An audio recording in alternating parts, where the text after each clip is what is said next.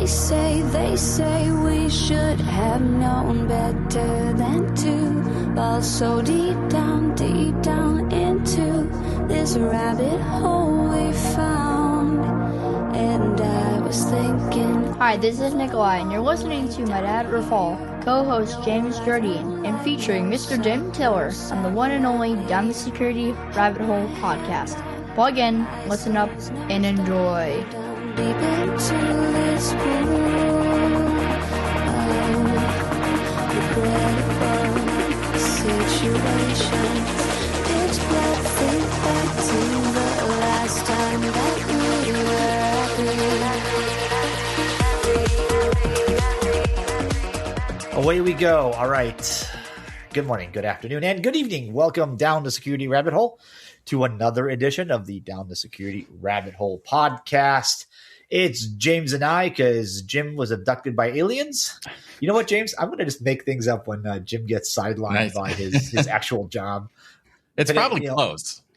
I mean, he might actually be hoping it was aliens instead of whatever he's caught into now. We're going to get him in trouble at some point. All right. You guys have noticed this is a podcast about burnout and other things. I have two wonderful guests that may have some experience in this. I'm going to let them introduce themselves. But ladies first, Rebecca, you go first. Thanks, Rob. Appreciate it. Rebecca Wilkie. I am responsible for cybersecurity at a very wonderful fintech company that has a great culture, and I really enjoyed the challenges and watching the program grow. So fortunate to have the experience that I have and see the teams that I get to work with and learn a lot about a new industry and watch a team grow. So it's been a lot of fun. So that's my spiel. All right. Ryan, you're up. Hey, everybody. Ryan Halstead, Director of Cyber Operations for the same fintech that Rebecca's describing. And being in cyber operations, I think burnout's more of a spectrum than it is an on-off state. I don't know. Can I make the joke that we're all on the spectrum somewhere in this industry? Here we are. It's seasonal according to the title. Right. So. That's right. Listen, I feel like when you guys proposed the topic and I came up with the title, I feel like I've lived this. You know, we all have had that experience. I think everybody's had that experience in this industry where you live and work with people that have superhero syndrome. And maybe you've had it yourself, right? When the going gets tough, we put the cape on, we get things done. Boss goes, "Wow, that's great! You can do all that. Can you handle more?" That's the inevitable cost of punishment for doing a job of 7. You get to do the job of 8. Talk to me about a little bit of what you guys are thinking and kind of where this started and frankly, how we got here. We live it, right? I think all of us, I think you said it perfectly at the beginning. We live it. I think there's a predictable seasonality to security martyrdom, right? I think it happens at the end of a quarter, audit, a breach headline. That seems to be the one. I think that really got us talking. I mean, often when a 0-day drops, everyone really gets hyped and gets really excited. And even we've seen it with geopolitical tensions and the temperature rising and geopolitical. So I think when all that happens, we're suddenly wearing, an incident as a badge of honor. And Ryan and I have had a lot of conversations about this. And I think sometimes I've seen in my past and even, I don't want to predict the future, but it's like we've normalized the hero culture. Don't jinx us. Yeah. So I think that's probably what I would think maybe drove a lot of those conversations when Ryan and I are on the road burning it down. Yep. We refer to it as tornado chasing. There seems to be a personality in cybersecurity that is always looking for that dopamine hit. And running to the next fire is certainly that. So, we encounter a lot of tornado chasers. And with that, I think comes two distinct ends. One, they're usually perfectionists because there's a lot demanded of us. You can't really just half do incident response. Right. But with perfection, I think comes burnout because perfection's a high standard to bear day in and day out. Ryan, if your org needs heroes to be safe, I think it's not safe. 100%. Listen, I agree with you guys. I've been in those. There's a couple of ways I think this manifests. One is the building's on fire. Everybody jump in, right? And there are people that work themselves almost literally into bad health or into bad situations because of it. Look, a lot of us love the companies we work for, myself included, but it is not worth your health, your family, or your life, because the company probably doesn't feel the same way about you. It's one of those one-way relationships generally. No matter how good the company is, I'll just put it at that, right? You're not really family. Just ask HR. But I kid.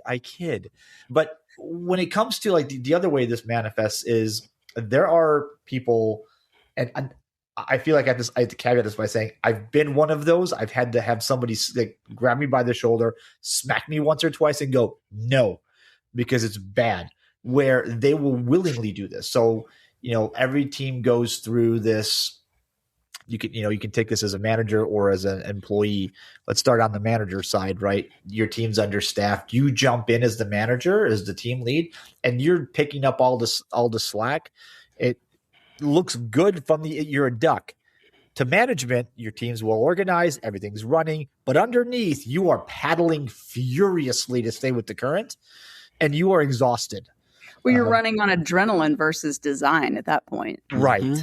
And I think that let's start with that, because that I've seen a lot of otherwise really programs with high potential that like at the on a blind Tuesday just goes off the rails. Half the staff quits. You're like, I didn't see this coming. What do you mean we're not compliant? Nobody's here anymore. That's a tough one. For sure. I think, and that's, I think, a whole other topic, but managing that turnover, kind of pointing back to perfection. If you're in an organization that demands perfection, and maybe a perfection metric is being 100% staffed, it's really a reflection of maturity, because a mature team is a resilient team that doesn't demand perfection because you have those things accounted for. And I think as perfectionists, we overlook that because we want it to be 100%. Yeah.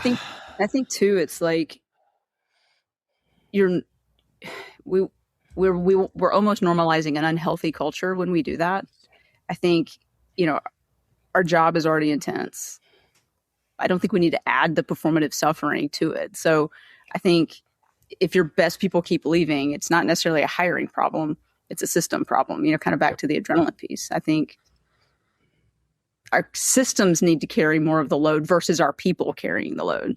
Where's that falling down though? Is that security leadership that's not taking proper care, or is that organizational culture that's saying, hey, we demand this? Because a lot of that stuff could be security leadership not stepping in where they're supposed to and being able to say, hey, look, this is our role. Here's what we're going to do. We haven't built these things up. Yeah, I think a lot of organizations that I've seen measure cyber success by visible suffering. Long nights, more rooms. Well, that's kind of the culture of cyber. It's almost an extreme sport by itself. You get into this knowing that it's going to be extreme. You're going to work all night, and there's hackers, and that's the whole thing. Yeah, firefighting is the KPI, right? Yeah, but look, because we don't have anything else that's. We always say cybersecurity is a cost center, right? We don't have something to really measure why we're so special. And so the constant James, I know where you're going with this. Firefighting, like it's giving some sense of purpose when 90% of what we're doing doesn't really carry a lot at face value. Well, mature programs look boring from the outside. I mean, 100%. Honestly, the best compliment that I can get from Ryan as my director of cyber operations is to say, hey, we're good. Nothing happened. But that doesn't sell. Papers aren't gonna fly off the shelves for that. No, the best security decisions are boring. If you're driving your program by what's exciting, then you're optimizing for the wrong thing. Well, listen, I heard a really good analogy a while back about our particular niche in IT, and that is those absolutely bonkers but daredevil and brave souls that jump into forest fires out of like helicopters and airplanes and smoke jumpers. Basically show up, right? Smoke jumpers. Yeah. But those people have hopefully, long stretches of time where they're not asked to go put themselves in direct bodily harm at risk of death, like imminently, where they can actually just like recuperate, have a normal job or something. We tend to, and by the way, their lifespans, and I mean in the job, and sometimes literally aren't very long, right? Their life expectancy tends to be shorter because you're in an awful mess. And you don't do that job into your 40s and 50s generally. So we can't be that. Like, we need that experience, that knowledge to carry through, at least 10 years, so that the next group that comes in isn't starting at ground zero. Like, hey, what do we do here? That has not been mine. Now, arguably, I've been out of that role for 2 decades, but I suspect not a ton has changed. No, I think too. And you're both not excellent. Well, like hitting close to home here. Yeah, it's like, do you build your program on vibes and breaking news, which turns work into priority pinball, right? And then you don't know what is LinkedIn. What was the last LinkedIn post, or what did someone see on the headline news, right? And I think that if we treat every headline like a strategy, then we are doing priority pinball. And I think that's one of the things that we fight in our, in our jobs every day, is what does that look like? And I think it goes back to the dopamine hit that Ryan talked about earlier. Yep.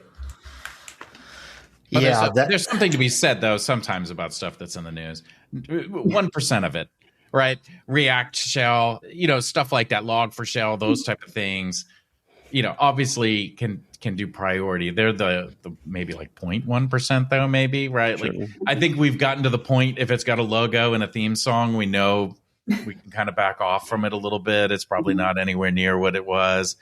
But I also wonder how much changes at the stage of our career that we're at, because early on, I remember my first job when I was doing offensive security as a consultant, I think first week on the job, we were traveling, and it was, 8 to 5 at the client site, go get some dinner. And then at the hotel, we were on till 3:00 in the morning, hammering stuff out and getting there. Now you fast forward 15 years and you're like, yeah, no, I don't do that anymore. Right. Like you've matured past that. Like, is that a phase? Not even just the seasonal, but almost like a maturation of what people go through. Like, everybody kind of goes through that. I killed myself, and then I realized, yeah, most of this isn't that bad. Like, I can get away with not doing that.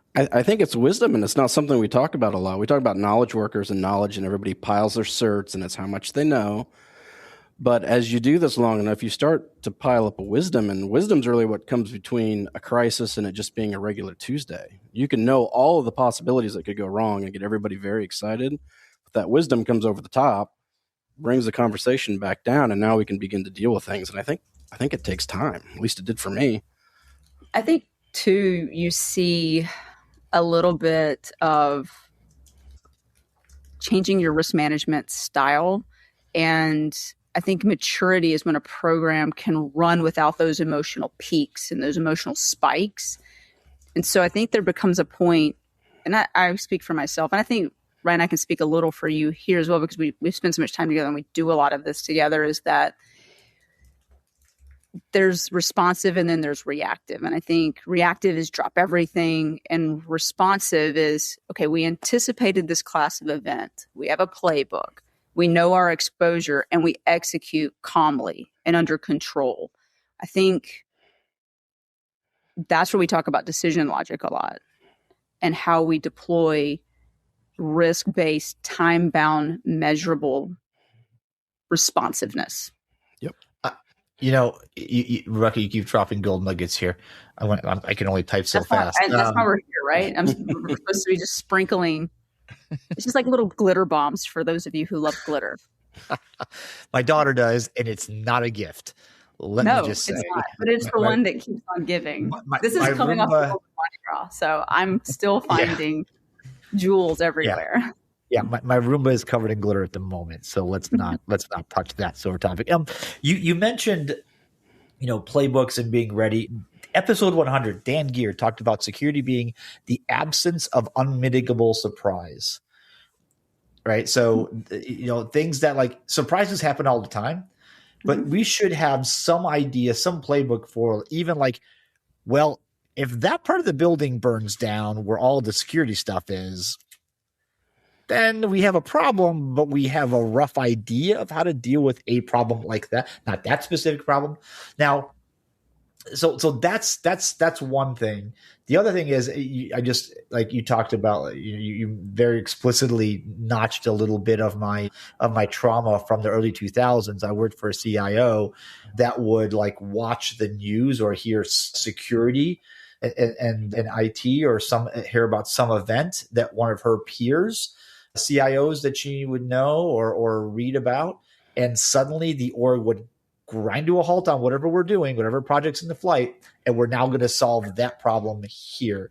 So if Citibank lost a backup tape, gosh darn it, we were going to do backup tape encryption starting right now. If there was a laptop that was unencrypted at some credit union that was stolen from the backseat of a parked car, well, guess what? We're encrypting all of our laptops, and that's going to start right now. Like it was delegation of project ideas and strategy by the news, and you cannot run. That is no way to run a railroad, as they say. Well, that's the reactive that they're talking about, right? That's right. That's reactive security. You will to have your staff leave. Trust me when I know what I'm talking about. Well, I think you want your responsiveness to be built before the crisis, right? You want your asset inventory, your detection engineering. You want those and you want those patterns built into your group, which builds trust. It builds comfort. I think someone once told me reaction, I'm going to probably screw this up, but reaction is emotion, responsiveness is engineering.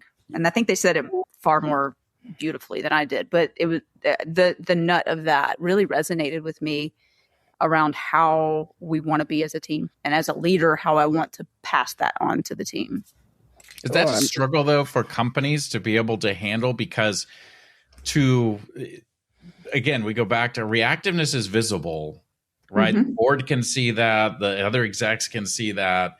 The responsiveness and, getting that stuff ready is hard to show the initial value to that, right? Because you're preparing for something that hasn't happened. And if it does, you're going to handle it smoothly. So you never really get that dopamine hit of, wow, we really did something. It's like you did what you were supposed to be doing, but the expectation we set for security is this like Superman coming in and solving something when it's really not. Right. Well, headlines are built to command attention, but leadership should really command outcomes.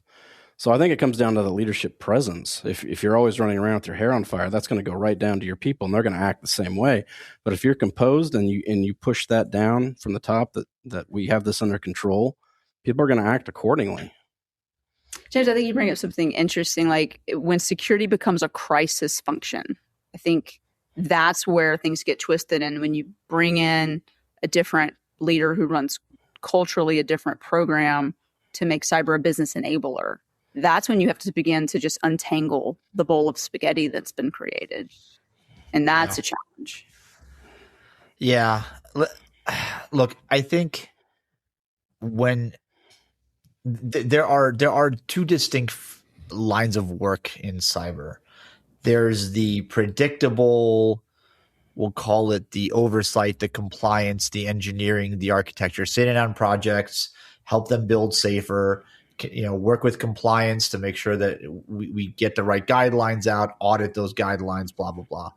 Then there's the firefighter, smoke jumper, adrenaline junkie type. And I feel like all of us have loved that job for. I think we cut our teeth. Cut our teeth on those jobs. Yeah, sure. Let's go with that. For at least 5 minutes. And some of us do that job for a while and go, wow, this is fun, but I need to figure out a way to moderate or step away because I am going to face catastrophic health problems and relationship problems and God only knows what else. And those that nobody's had that conversation with that person. And that often does lead to bad outcomes, right? That leads to burnout. That leads to people having some mental health issues. because you cannot. I mean,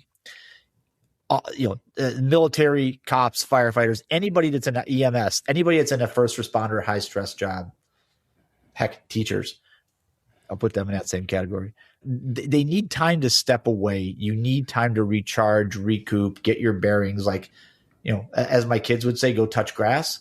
Like go outside for a minute, feel the sunshine, because we're not designed to work this way. Now, it can be fun. I've been on an incident response thing where you're like, okay, this sucks, but man, we are doing some really interesting stuff, and let's just keep going. I am exhausted, but one more Red Bull, it won't kill me. I'm only 26. Let's keep going. And then like a week goes by, the problem subsides, and you find yourself, you look at you like, why is my hand doing this? Like, what's going on here? Like, why is it 2:00 in the afternoon and I feel like I'm about to pass out because I'm dizzy? Like, oh yeah, because the adrenaline wore off and now you're in this like steep decline and you need a week off to go figure it out. But like these jobs are different people gravitate towards these, but I feel like as management, it does fall upon us for even the most hardened, adrenaline junkie types that live for this kind of nonstop action, no sleep till Brooklyn style work, to like take them by the, tap them on the shoulder, be like, hey, let's go take a walk. Let's go grab a coffee, go home and get some sleep. Like, this crisis will be here tomorrow, probably. Or you at least have another peer that can take over for a while. Let's work in shifts. Let's figure out how not to literally work yourself into the grave, because we need those people and we need them to be around. But at the same time, you can't let them operate that way, because some of them will. They'll just keep going. And you can't let them operate that way because it is really, really bad for everybody in the end. I think, too, I've seen teams where often your highest performer is the incident whisperer. They're always in the war room. They're the first on the call. Leadership loves it. They get the spotlight. But really, the organization's unintentionally rewarding the absence of systemic fixes. I think that's something that happens. And then the person leaves for attrition because they're burnout. They no longer drink Red Bull. They want to work a normal, set of hours. And then we've built a program around one nervous system. And I've seen that happen a lot. Right. And then that causes, then it's just a trickle down. That's why I say, I think, it's like career progression. You get those people that are in it. We put value on that. And I think that's both from a corporate and I think from an individual standpoint. People like this idea that I'm so busy, I'm so tired, I'm so this, right? Like, look at it, the victimization of it, but it makes it sound cool, right? Like the person that, man, I'm in meetings, 45 hours a week. And it like that, like it's some sort of special badge. And it's like, oh, so you don't do anything is what you're saying. But we push for that, and that shows that value and how important we are. And we know in security, right? We're special. I'll put it in my air quotes again. It's special. It's different from everything else. We have to have something that separates us. Like, can I work a 40-hour week and be like the developer over there? Like, no, I'm 60 hours a week. Like that's, look at the cartoons out there that are all about like, all the execs and they're all sleeping in their bed dreaming, and it's the CISO that can't sleep. We put all this idea around the idea that security is just like, it's just this next level. It's part of the lore. We base ourselves, right? It is. It really is part of the lore. Yeah. Sorry, go ahead. That's why I think half of us joined in the first place, is because the first day on the job, we met the grizzled guy who hasn't slept in 36 hours. And, he's got this aura of glory around him. We wanted to be that.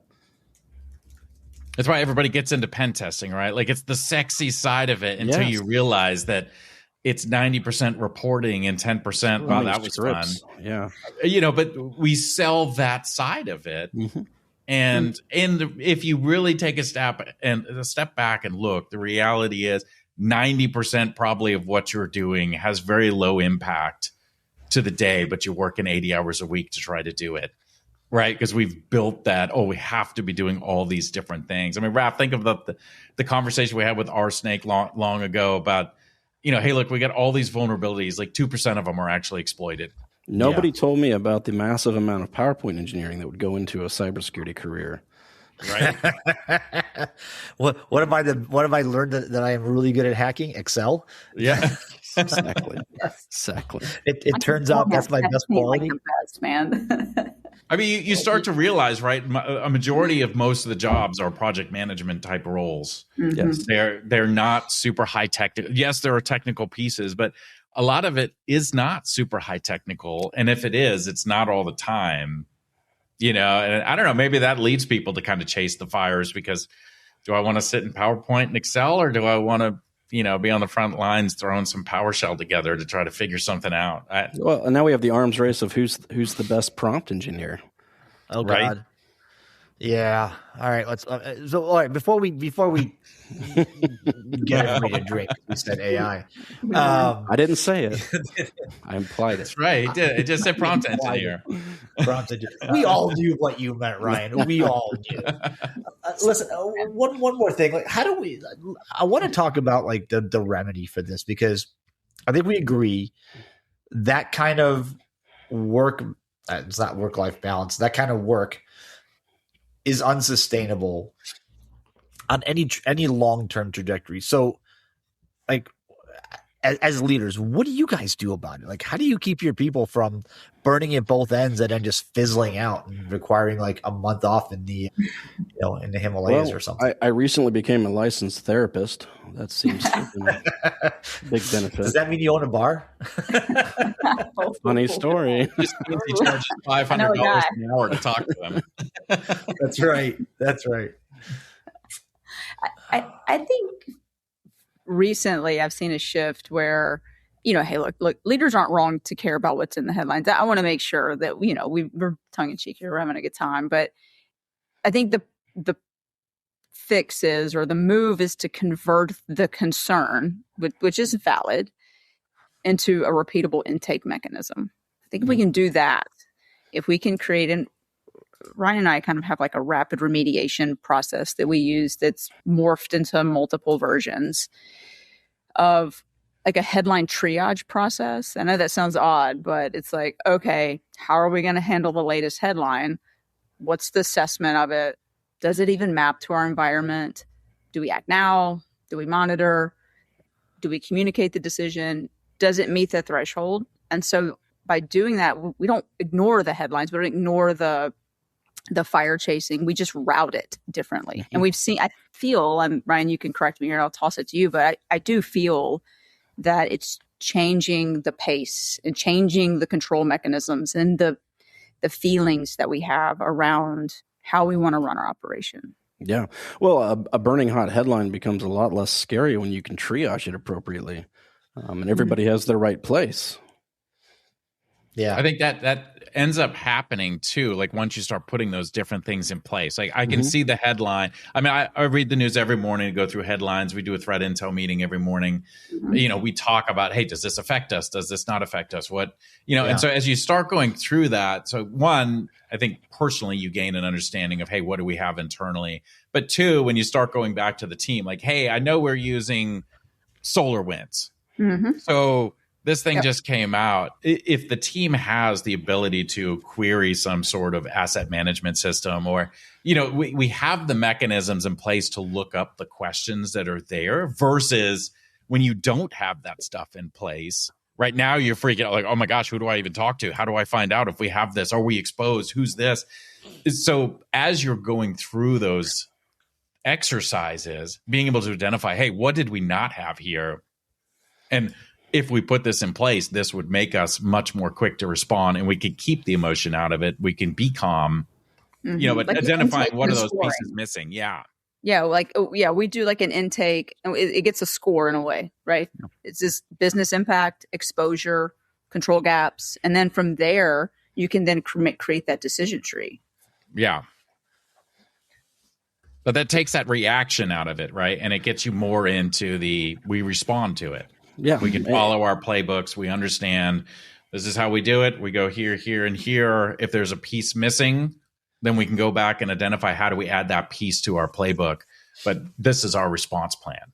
Mm-hmm. I think that solves for both problems at the same time. What you're just describing, James, particularly with having solid playbooks, right? It's not. It doesn't make having a playbook doesn't mitigate the fact that it's still going to be an emergency and there's still going to be some requirement to jump out of an airplane and go fight the fire. It's just now it's in a structured way, right? Now you don't start it with like, what is this thing? Now it's like, okay, we know roughly how to address it. Let's go ahead and get the right people in the right places with the right tools.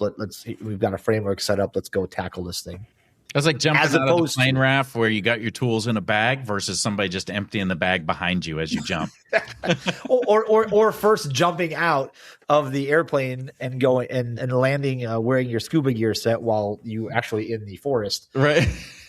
which would be a tough call. Yeah, I think that's a good crossover though for us, because if we're going to spend the next couple of minutes talking about AI and really, what we're going to do, playbook seems like a good place to start, right?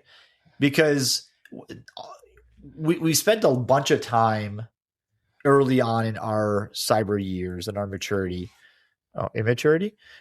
doing everything for the first time again and again and again. I said that on purpose that way. And then we realized like, okay, we should really have a playbook or two. So we developed those. And then we got into automation and we just threw automation at things again and again and again. And then somebody came along and said, hey, playbooks made us better the first time. Maybe we should automate playbooks rather than like just automate.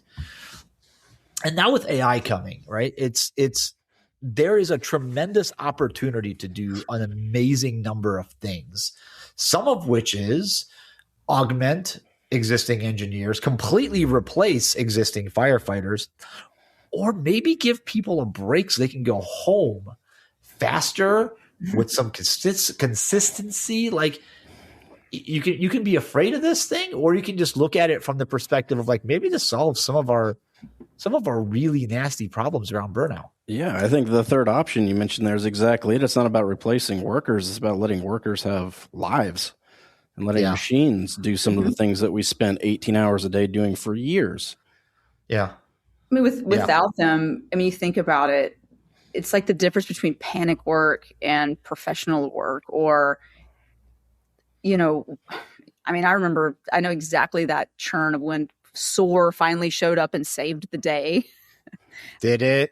Right. Without those playbooks, at that point, every incident is a bespoke snowflake. And every response is a reinvention. Yes. Instead of that happening, it's like, wait, this is a kind of an operational contract.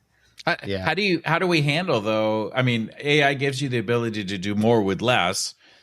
Companies then put down okay, well, you're going to do more with less because we need you to cut X number of staff, right? Like there's stuff that's outside of, like a securities org chart that defines and says, okay, we're going to start using this. So you need a 20% reduction in staff because you can do the same amount with the same, or we want you to do more, like Raph was saying earlier before the AI discussion.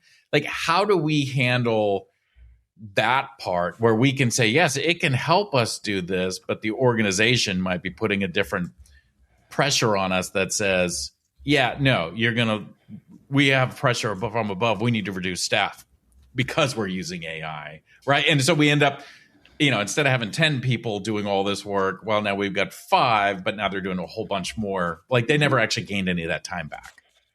Yeah. That becomes a problem. I'll take a stab here, but I think it comes back. Yeah, I think it does. It still comes back. You started this, by the way. I did. Yeah, this is your fault. To team maturity, knowing humans still have to be in the loop. So we can't just send all the humans home and let the AI do the things.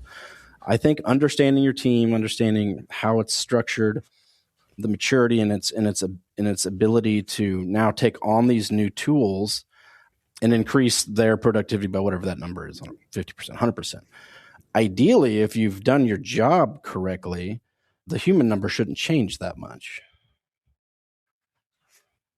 I mean, AI can confidently be wrong, as well. I think I've seen that where AI is that's what humans still need to be in the loop. Human in the loop. Yes. I think that, and also, especially in our line of business, we have to be very cautious what data we feed the AI bot. And so sometimes I can see where AI increases noise and risk, and we don't want AI involved. I mean, where we do want AI involved, of course, were those repeatable processes and those things, but where it can auto-generate items, productivity, let it be the co-pilot, right? Not the autopilot. But this puts a lot of extra effort and requirement on security leadership to justify the value of their team, the value, the numbers that they have. And I would like to say traditionally security leadership has struggled with that. Mm-hmm. We have a lot of people that, we like to build empires. We like to I'll take 50 more resources, and with no ability to justify what those would be, right? But we'll always take more. So we don't have the best history of being able to justify that, hey, we're actually really good at understanding our teams and our needs. And so that's where I'm saying I fear that it's not necessarily the security leadership saying, hey, I want to cut staff. It's above that going back and saying, hey, as an organization, we just did this. Everybody's saying that's a 20% reduction. You need to cut this work, right? Security leadership has to be able to justify that value. And I just feel like historically that's been a struggle in that realm. I think, it has, but in our defense, I don't think historically we've ever had to deal with AI either. So I think in the chaos of the technology revolution, there's opportunity here to exploit delivering value in new ways. And I think that's going to come to bear as we continue down this road. I think smart leadership is going to figure out that balance. I'm excited for what AI means for the workforce from a work-life balance, mental health perspective. This is whether we admit this out loud or not, I think we are a profession in crisis where we have a significant amount of mental health issues that are created by the profession and the way we choose to apply ourselves to it. It's not to blame the victim here, but there's how, if you continue to touch the hot stove, there's two people that fall here. One, you, because you keep touching the hot stove, and two, your parents, who should at some point go, okay, this is good. This is not working. We need to tell them to stop. Right? We have, and it stops at the CISO or whoever that ultimate layer there is, because you need to have constant communication with the people that work for you and their leaders and on down. But there has to be better communication back up through that senior security leader role up into the people that they report to articulate properly. Look, this is a duck. What you all see is everything is fine. What we're doing back here is we're working 60-hour weeks. So here's my advice, me personally, based on my boss and a great leader I've seen in the past. I worked for a guy named Dan Conroy for a long time. Awesome dude. What he would do is we would allocate hours up to about 45 a week based on capacity. Here's the things that we had to do. Here's the things we should be doing. And these are the nice to have things that if there was time and somebody was willing to do it and we were willing to take it up, but you can't go over a certain number of hours that you're working.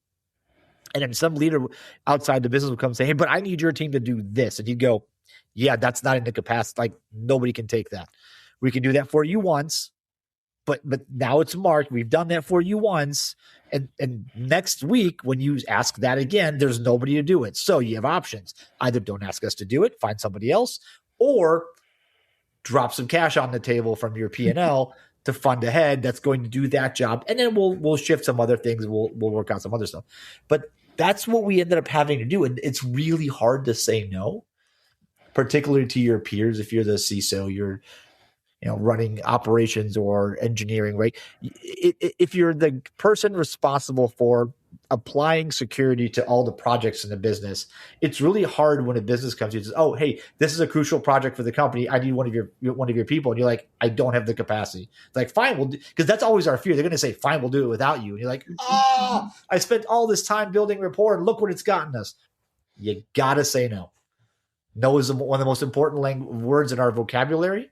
And I know we've overused it on the no, you can't do that, but we really need to start saying, no, I can't do that because I need to go home. Yeah, or I think it's a matter of what are the events or the items that are going to, we'll call, stop the manufacturing line or stop production or stop the business from doing what it can do or what it needs to do versus this is scheduled work. I think setting those expectations early, I think is extremely important. I think that's where you could, we're in talking about AI. I think AI can potentially say, we've been talking a little bit about mental health some. I think that's where it can save the cognitive load so that you're not being pulled so much. Yeah, that's fair. Manage all of that. I think that I see that as an opportunity. All right. I think that no piece too, Raf, it plays into the fact that we've built up this idea you can't do it without us. So if I say no to you, right, to helping, like it's devaluing 100%. 100%. That piece. So we that brings it. And so then all of a sudden you're like, well, I can't say no to any work. And that gets you into that, oh my God, we're doing 80 hours a week because I just can't.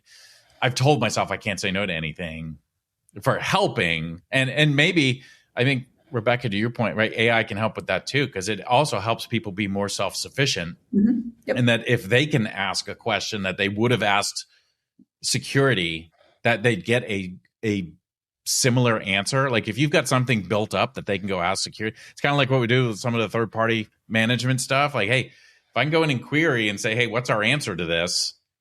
And we're pretty confident the results are good, then I don't need everybody to come directly. Like we don't have to solve that problem. I can let you self-solve that problem.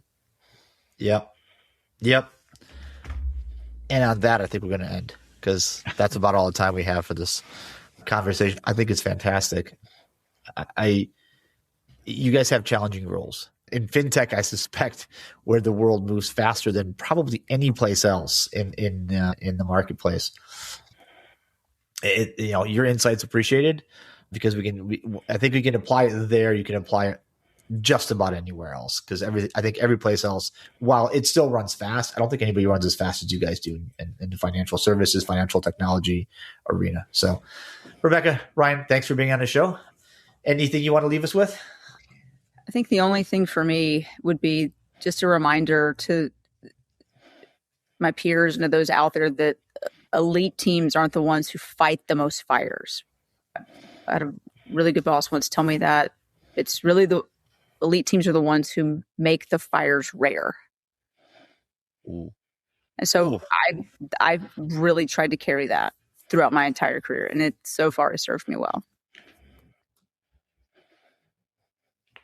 Ryan, how you gonna follow that? That's what I was saying. Like, thanks, Rebecca. All right.